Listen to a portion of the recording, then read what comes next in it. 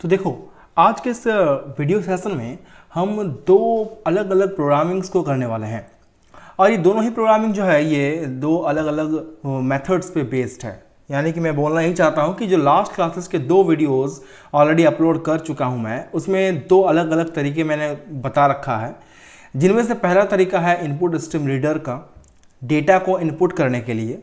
Data मतलब कि जो तुम कीबोर्ड से एंटर करते हो उसे हम डेटा कहते हैं। तो उसे एंटर करने का दो तरीका मैंने ऑलरेडी बता रखा है। पहला तरीका इनपुट स्ट्रीम रीडर के नाम से जाना जाता है और दूसरा तरीका स्कैनर क्लास से। इनपुट स्ट्रीम रीडर का पैकेज आयो है और स्कैनर का पैकेज यूटिल है। इतना रिवीजन काफ़ी है। और बाकी अगर डिटेल्स में जानना है तो उनके वीडियोस का जो लिंक है वो डिस्क्रिप्शन में दिया हुआ है और उसका नोटिफिकेशन तुम्हें इस जगह पर मिल जाएगा।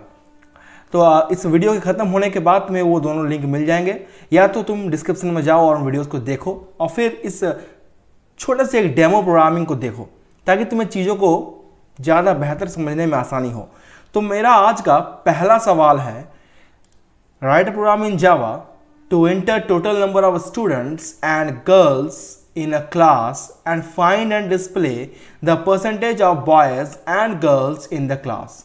मुझे एक छोटा सा कोड लिखने के लिए बोला गया है, छोटा सा प्रोग्रामिंग लिखने के लिए बोला गया है, जिसमें कि तुम्हें टोटल नंबर ऑफ एक क्लास के टोटल नंबर ऑफ स्टूडेंट्स को एंटर करना है और उस क्लास में कितने सारे गर्ल्स हैं तुम्हें वो भी एंटर करना है। तो इसमें तुम्हें निकालना क्या है, देखो निकालना है कि परसेंटेज ऑफ बॉयज़ और परसेंटेज ऑफ गर्ल्स कितने हैं। तो देखो, एक बात तो यहाँ पर क्लियर रखो कि करना क्या है। करना यही है कि तुम्हें टोटल नंबर ऑफ स्टूडेंट्स यानी कि बॉयज़ गर्ल्स मिला के कितना है उसे एक्सेप्ट करना है और सिर्फ गर्ल्स कितने हैं वो भी एक्सेप्ट करना है। बॉयज़ का काउंट यहाँ एक्सेप्ट करने के लिए नहीं बोला गया है, लेकिन निकालने क्या बोला गया है, निकालने बोला गया है कि बॉयज़ और गर्ल्स दोनों का परसेंटेज अलग अलग कितना है।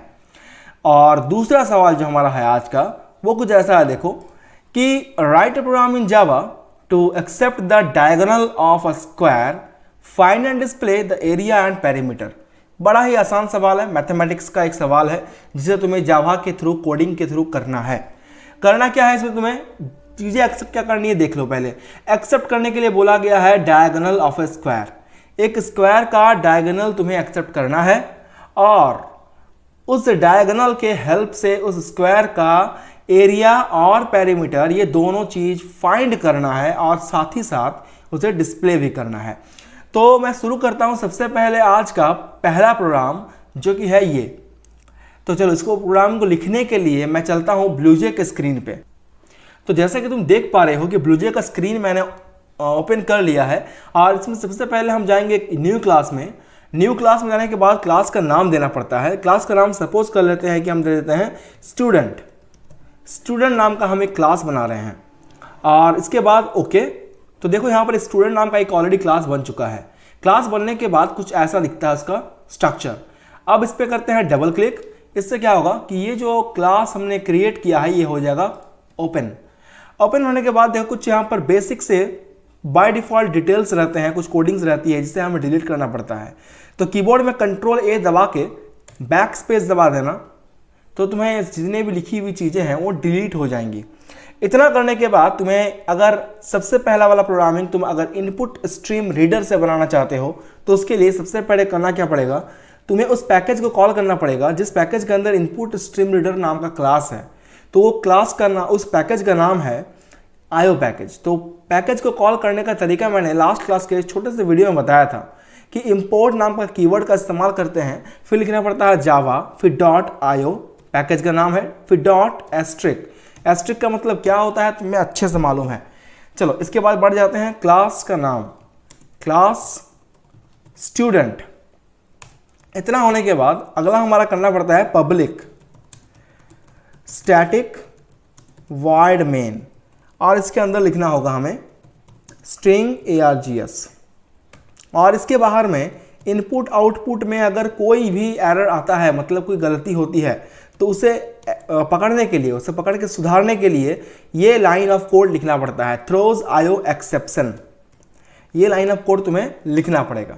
इतना होने के बाद फिर से एक कर्ली ब्रैकेट और इसके अंदर में उस क्लास का नाम यानी कि इनपुट स्ट्रीम रीडर और इसका एक object ISR is equal to new input stream reader, और इसके अंदर हम क्या लिखते हैं हम लोग, system dot in. System dot in क्यों लिखा जाता है? सिस्टम डॉट इन का मतलब होता है कि जो भी तुम कीबोर्ड से एंटर करोगे वो इसे एक्सेप्ट करेगा और एक्सेप्ट करके इसे भेज देगा ISR के पास, यानी ISR नाम का ऑब्जेक्ट वेरिएबल है इसके पास। तो इतना होने के बाद हमें क्या करना है, बफर्ड रीडर, एक दूसरा क्लास हमारे पास buffered reader BR is equal to new buffered reader. इसके अंदर लिखना पड़ता है हमें वो ऑब्जेक्ट का वेरिएबल, वो क्लास का वेरिएबल जो कि हम बनाए हैं यहाँ पर ISR। तो input stream reader ISR is equal to new input stream reader system dot in buffered reader BR is equal to new buffered reader ISR। अब हमें एक मैसेज प्रिंट करना है कि system dot out dot print ln, और तुम्हें accept करने क्या बोला गया है, कुछ याद है तो बताओ। बिल्कुल, inter total number of students, सबसे पहले तो यही एंटर करने के लिए बोला गया है। तो चलो सबसे पहले हम लोग इसे एंटर कर लेते हैं। तो उसके लिए सबसे पहले तुम्हें एक मैसेज डिस्प्ले करना होगा ताकि यूजर को दिखे कि तुम्हें आखिर एंटर करने के लिए क्या बोला जा रहा है। इसीलिए मैंने एक सबसे पहले मैसेज डिस्प्ले करा दिया स्क्रीन पे। इतना होने के बाद तुम्हें एक ऐसा वेरिएबल लेना है जिसके अंदर तुम टोटल नंबर ऑफ स्टूडेंट्स को एंटर कर पाओ। उसके लिए हम इंटीजर टाइप का, क्योंकि टोटल नंबर ऑफ स्टूडेंट एक होल नंबर है, तो उसके लिए int टाइप का हम एक वेरिएबल लेंगे int n। सपोज कर लेते हैं int n is equal to, हम ले लेते हैं कोड क्या होता है, इंटीजर, याद होगा इंटीजर डॉट पार्स इंट, और अंदर लिखना पड़ता है br डॉट रीड लाइन, फिर डबल ब्रैकेट और लास्ट में सेमीकोलन। ये लाइन ऑफ कोड अगर तुम्हें याद नहीं है या फिर तुम्हें नहीं जानते हो तो मेरे पिछले वीडियो को देखो, तो तुम्हें ये चीज़ें क्लियर हो जाएंगी। क्योंकि ये इंटीजर डॉट पार्स इंट हम यूज़ करते हैं IO पैकेज के लिए और इनपुट स्ट्रीम रीडर क्लास के लिए, ठीक है। स्कैनर क्लास से अगर बनाते और वेरिएबल के अंदर वैल्यू एक्सेप्ट करते तो यहाँ पर कोड कुछ और होता, उसको भी मैं बताऊंगा आज ही के इस वीडियो में, तब तक के लिए इसे देख लो। तो मैंने सबसे पहले टोटल नंबर ऑफ स्टूडेंट्स को एंटर करा दिया है। अब इसके बाद दूसरा एक चीज़ और है एंटर कराने लायक, तो वो क्या है, तो उसके लिए हमें दोबारा एक मैसेज डिस्प्ले करना होगा स्क्रीन पे कि enter total number of girls. Total number students को हमने एंटर किया था, इसमें हम टोटल नंबर ऑफ गर्ल्स को एंटर करवा रहे हैं। उसके लिए अगेन एक variable suppose integer g equal to वही इंटीजर डॉट पार्स इंट, और अंदर लिखना पड़ता है br डॉट रीड लाइन, फिर डबल ब्रैकेट्स और लास्ट में सेमीकोलन। इतना तुम्हारा क्या हो गया कि टोटल नंबर ऑफ यहाँ पर स्टूडेंट्स एंटर हो गए, बॉयज़ गर्ल्स मिला के, और इस g नाम के वेरिएबल के अंदर में total number of girls store हो गए हैं। तो मुझे एक बात बताओ, फाइंड करने क्या बोला है, फाइंड करने बोला है टोटल नंबर ऑफ बॉयज़ का परसेंटेज कितना है और टोटल नंबर ऑफ गर्ल्स के परसेंटेज कितने हैं। तो मुझे बताओ एक बात कि इस वेरिएबल के थ्रू तुमने क्या जान लिया कि गर्ल्स कितने हैं, लेकिन मुझे बॉयज़ अभी तक नहीं पता। तो उसके लिए मुझे क्या करना पड़ेगा, int सपोज कर लो बॉयज़ के लिए b लेते हैं equal to total number of students n है, अगर इससे मैं माइनस कर दूँ गर्ल्स को तो किससे क्या होगा कि बॉयज़ का जो नंबर है वो निकल जाएगा। इतना होने के बाद एक वेरिएबल ले लो डबल टाइप का, डबल किसके लिए, गर्ल्स के परसेंटेज के लिए GP, या फिर percentage of girl PG equal to एक वेरिएबल तुम्हें लेना पड़ेगा जिसके अंदर में तुम परसेंटेज निकाल करके स्टोर कर सको। और ये जो वेरिएबल होगा इसमें वैल्यू तुम इस तरह से असाइन नहीं करोगे, क्योंकि ये जो वेरिएबल है ये ऑटोमेटिकली जब कैलकुलेट हो जाएगा वैल्यूज, उसके बाद ये अपने आप असाइन हो जाएगा।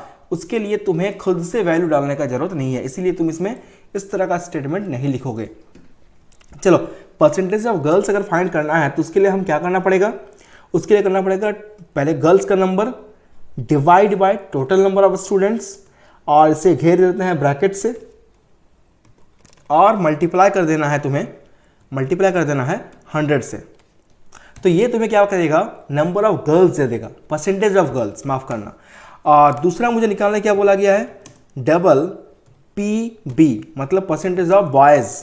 इसके लिए मुझे क्या करना पड़ेगा कि बॉयज़ का number divide by total number of students multiplied by 100।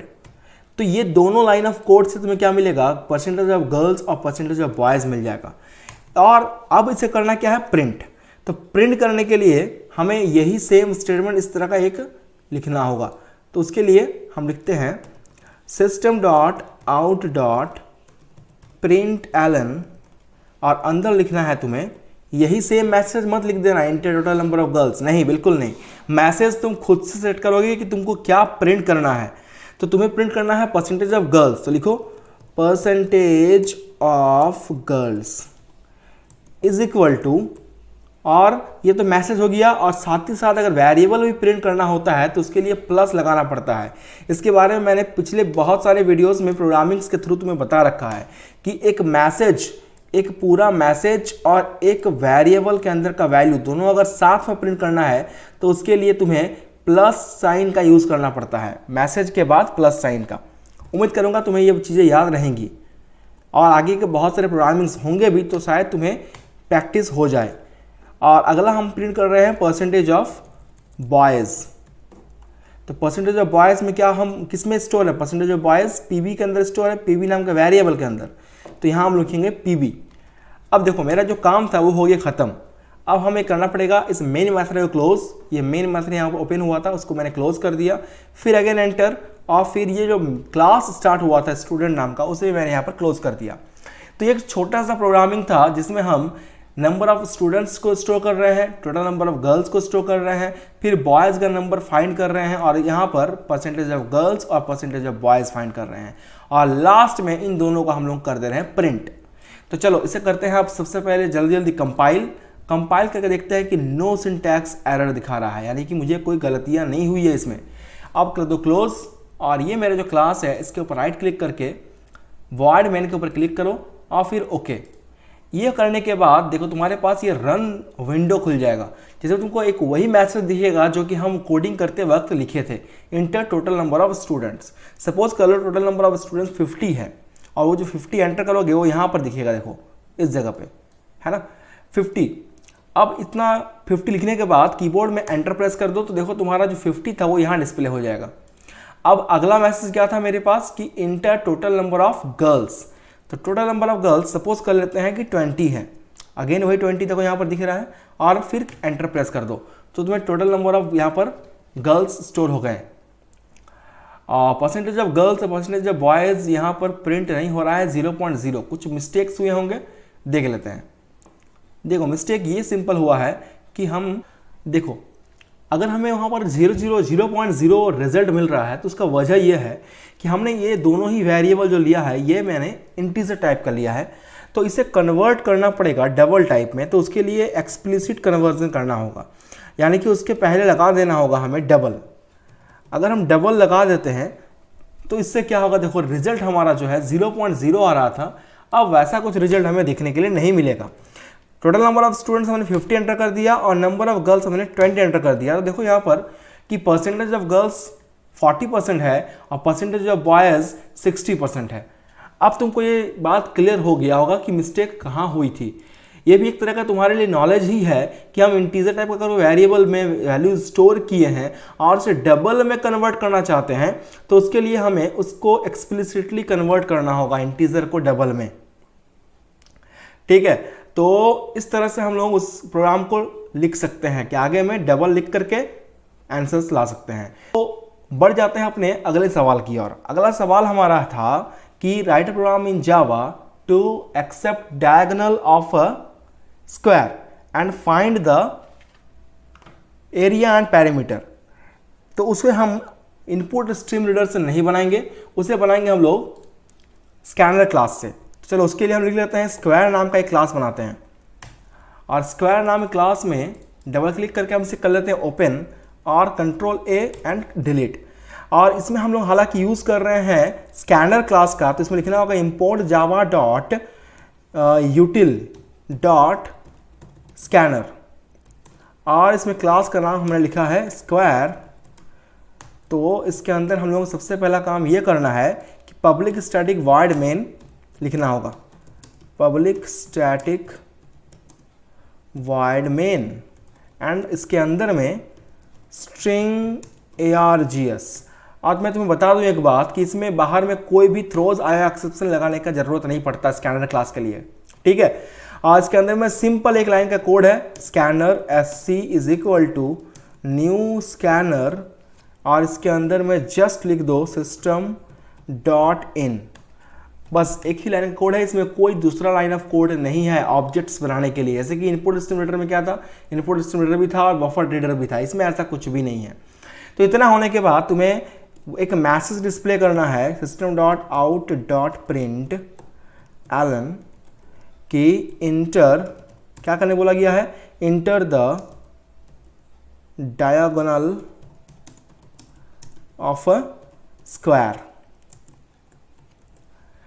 ये होने के बाद हमें एक वेरिएबल लेना है। सपोज कर लेते हैं कि हमने एक वेरिएबल लिया है, डायगोनल है, चलो हम डबल टाइप का सारे वैल्यूज़ को लेते हैं, क्योंकि फिर इंटीजर में लेने से क्या होता है, कन्वर्ट करने का बहुत दिक्कत होता है, तो उसको फिर एक्सप्लिसिटली कन्वर्ट करना पड़ता है। तो इससे अच्छा हम डबल में ही ले लेते हैं। डबल एक वेरिएबल लेते हैं, सपोज कर लो डी, किसके लिए, उस वैल्यू को स्टोर करने के लिए जो कि हमें और मैसेज प्रिंट किए हैं, यानी कि डायगोनल को स्टोर करने के लिए। Double D is equal to, हमारा कोडिंग क्या था, sc, वो object variable dot next int. बस इतना ही लाइन का कोड है हमारे पास। Integer dot parse in br dot read line, इतना लंबा लिखना नहीं पड़ता है इसमें। तो हमें अकॉर्डिंग टू क्वेश्चन हमने डायगोनल को एंटर करवा लिया है। डायगोनल स्टोर करने के बाद सबसे पहला काम हमारा ये रहता है कि हमें उस स्क्वायर का साइड फाइंड करना है। तो साइड को फाइंड करने के लिए हमारे पास एक फार्मूला है। सपोज कर लो कि साइड के लिए हम a नाम का एक वेरिएबल ले लिए, इसके अंदर में साइड स्टोर होगा। तो साइड को तुम्हें स्टोर करवाना खुद से नहीं है, तुम्हें बाय फार्मूला साइड फाइंड करना है। तो साइड का फार्मूला होता है diagonal divide by square root of 2, square root of 2। तो मैथ डॉट sqrt नाम का मेथड प्रेजेंट है जावा में, जिसके मदद से तुम 2 का रूट निकाल सकते हो। अगर तुम चाहते हो कि रूट का साइन देकर के रूट निकालोगे, लेकिन मैं तुम्हें बता दूं कि जावा में रूट का साइन अवेलेबल नहीं है। तो जावा में अगर स्क्वायर रूट निकालना है किसी नंबर का, तो उसके लिए तुम्हें मैथ डॉट sqrt का यूज़ करना पड़ेगा। ये मैथ डॉट sqrt क्या है, इसके बारे में डिटेल्स फिलहाल नहीं हम बात करते हैं, इसके बारे में अगले वीडियोज़ में बातें होंगी।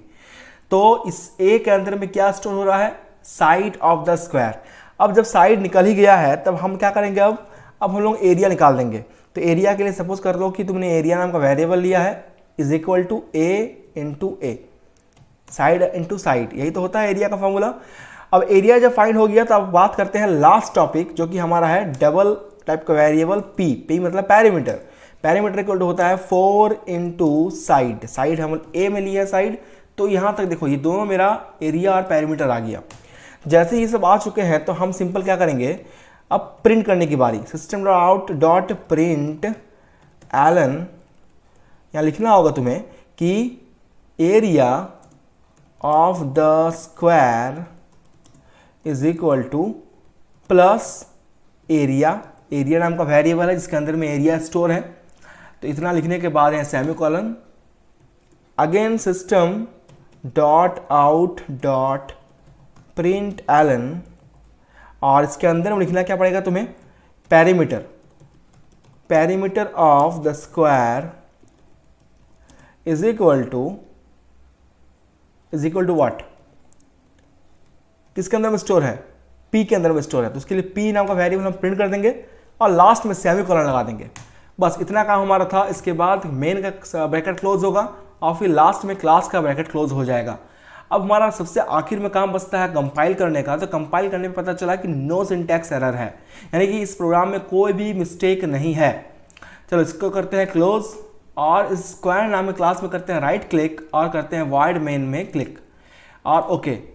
तो इसमें देखो inter the diagonal of a square. Suppose कर लो कि डायगोनल हम दिए हैं स्क्वायर का डायगोनल सपोज कर लो 16 दिए हैं, तो हो गया 16। तो area of the square equal to 127.999999997। Perimeter of the square is equal to 45.25483, इस तरह से निकल गया। तो देखो दोनों जो है area of square and perimeter of square, हम जस्ट सिंपल एक डायगोनल इंटर किए हैं और ऑटोमेटिकली वो वैल्यू को फाइंड कर लिया। है ना ये मज़ेदार चीज़। तो ये कोडिंग का जो कॉन्सेप्ट है ये काफ़ी आसान है, काफ़ी मज़ेदार भी है तुम्हारे लिए, क्योंकि इससे बहुत सारे कॉम्प्लिकेटेड टास्क को हम ईजी कर सकते हैं। तो आई होप ये वीडियो आज का तुम्हें बहुत पसंद आया होगा और तुम्हें चीज़ें क्लियर हुई होंगी कि आखिर इनपुट स्ट्रीम रीडर और स्कैनर क्लास के मदद से वैल्यूज़ को इंटर कैसे किया जाता है। तो अगर तुम्हें यह वीडियो काफ़ी हेल्पफुल लगा होगा तो अपने दोस्तों के साथ शेयर जरूर करना, और अगर तुम ऑलरेडी इस चैनल पर सब्सक्राइब्ड हो तो अगले वीडियो में तुमसे डेफिनेटली मुलाकात होगी। तो तब तक के लिए take care and good bye.